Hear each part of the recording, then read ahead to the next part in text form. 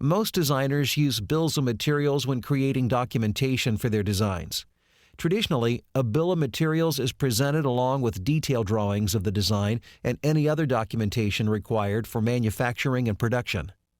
While SolidWorks makes this easy to do in its drawing files, it also makes it easy to create a bill of materials directly within the 3D assembly file. That way you can choose which method works best for you or your company. In this lesson, I'll show you how to create an assembly bill of materials. In the drawing section, I'll show you how to import a bill of materials from the 3D assembly file, as well as how to create a BOM from scratch within the 2D drawing. Let's get started. Here I have a simple assembly. To add the BOM, I'll go to Insert, Tables, Bill of Materials. This brings up the Bill of Materials Property Manager.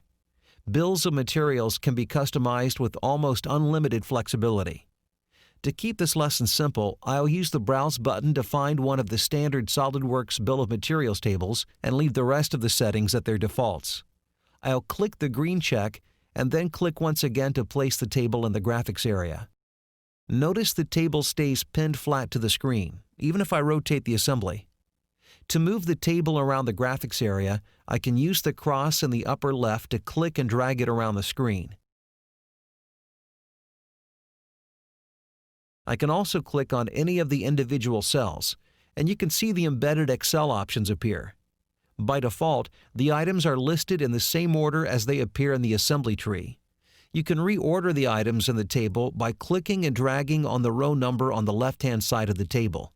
There are quite a few options for BOMs that I'll go over a bit later in the drawing section, as the options are the same. For now, I just want you to get comfortable with the idea of having this table available in the assembly. One last thing, if you ever need to bring up the properties for the BOM again, simply click the cross in the upper left-hand corner and the Property Manager will appear.